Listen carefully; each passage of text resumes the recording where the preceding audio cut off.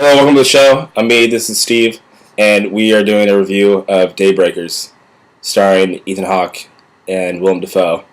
Daybreakers is about the whole world is zombies. The whole world is basically vampires, and the human population is caught and harvested for blood, and in the movie, the blood supply is running out.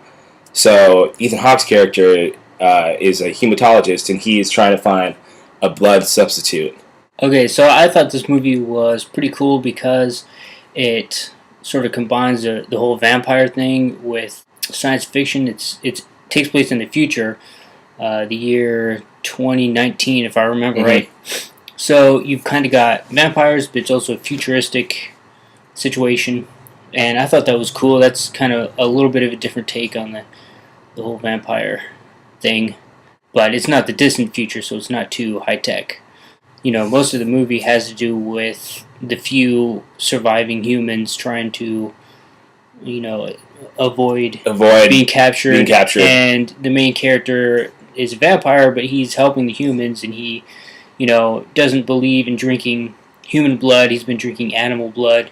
And he didn't even want to be a vampire to begin with. Yeah. This movie, for me, I didn't really enjoy it. I went in thinking it was going to be really action packed, but it was more political than anything else. And that's not my kind of movie. There was one scene at the very beginning that involved like a girl like writing a suicide note, and that I didn't really think was important. That was a cool scene, though. It was a cool scene, but I thought it was completely unnecessary. There's some things I didn't like about this movie. Like, they keep trying to do the whole jump thing with the bats coming on the screen and the whole theater laughed when that happened and stuff, and it's trying to spook you. But I didn't like that because the first time they did it, it didn't even catch me. At all. Yeah. And then later it does it where there's they're hiding in this big barrel vat thing. And he climbs up, and there's only about a foot of air in that thing, and the rest of it's water or liquid of some sort. And he climbs out, and he's making sure everything's okay. And then a bat flies out. It's like, where was that bat the whole time you were in there? You weren't sitting there like, holy shit, there's a fucking bat in here. Yeah. So that was dumb. I don't like it when movies resort to that kind of sort of jump scare thing. It's just cheap. The outbreak originally starts with one bat. Which is very vague at the beginning of the movie. It just shows like minor details in the opening credits that you don't really notice until it's over. Did you catch that? No, I didn't. Yeah. So I don't even know what you're talking about. Yeah, exactly. It goes by so quickly that you don't even realize how the whole outbreak happened and why there's even vampires like in the world. So good job with that. Thumbs up. Ethan Hawke is the main character, right?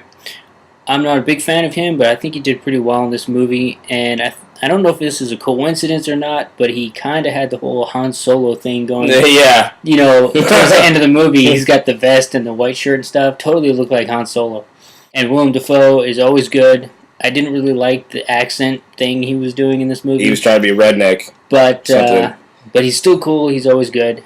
And that whole thing about how he became human, that was retarded. That basically was like, the way that they find a cure is the dumbest thing ever. It's like a terrible subplot. I'm like, that's I was okay with really it, but cheesy. It was pretty stupid the way. It's like the writers just like pulled that out of their ass. They're like, how are we gonna make the cure like original and different from all the other vampire movies? Oh, I get it. We'll do this, and it was just dumb. It was dumb. Well, I don't know. I mean, the movie's not perfect. It's got problems, but I thought it was overall pretty enjoyable. I was really disappointed. I thought it was going to be like extremely action packed, but it wasn't. It was very dramatic and it had action and dark. Yeah, but only for like a few scenes. Usually don't like the whole Nosferatu style vampires versus Twilight vampires? Yeah. But I thought the Nosferatu style guys, the subdwellers, I thought those were cool. Yeah, those subdweller vampires were really cool. I'm gonna go with a C on this. Disappointed Daybreakers. I'll give it a B. I was not disappointed, but I don't think my expectations were that high. Honestly, I was looking forward to this movie, but I was a little concerned that it would end up sucking. So it was all right, and I was, I was happy with this one.